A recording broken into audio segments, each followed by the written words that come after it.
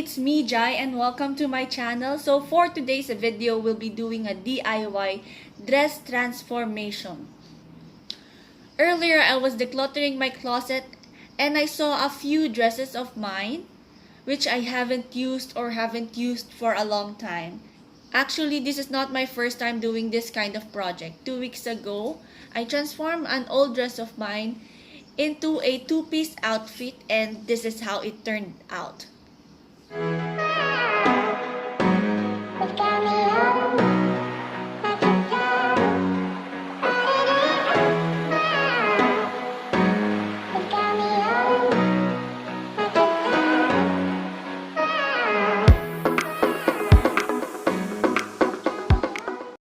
So I decided to pick a dress and transform it into a new one. If you want to see how this yellow dress turned out, please keep watching and we'll start the video now. So the first thing that we will do is to cut off both sides of the sleeves because we will use it for the off shoulders later. I find this sleeves cute, that's why I wanted to keep it.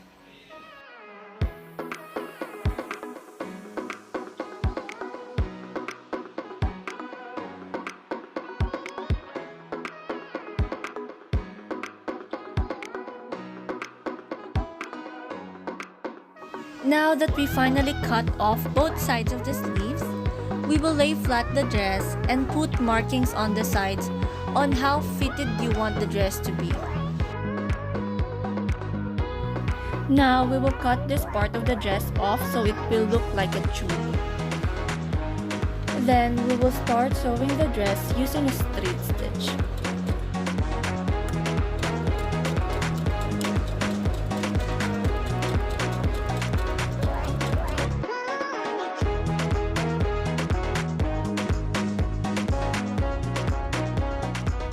Once we finish sewing both sides of the dress, it will look like this.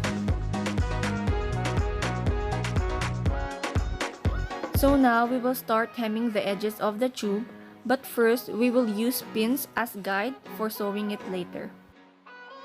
And now we'll do the sewing.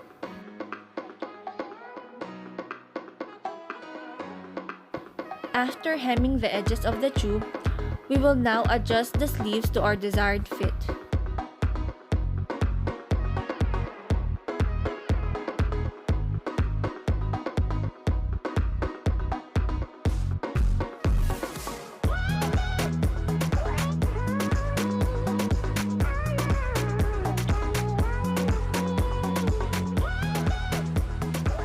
And now it's time to attach the sleeves to the dress.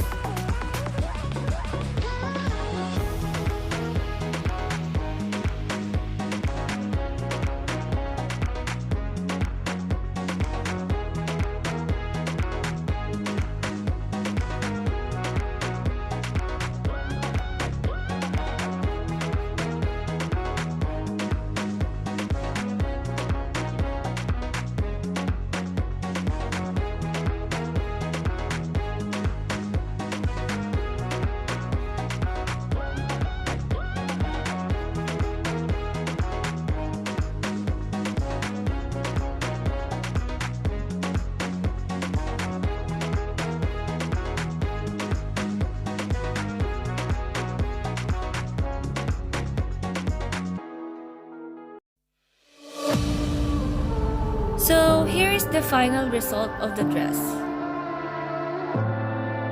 If you ever feel like you might need someone to remind you who still believes, don't forget I'm not so far from home.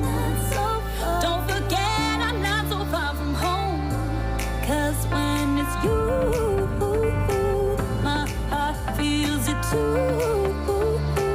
Hold on, I'm coming through.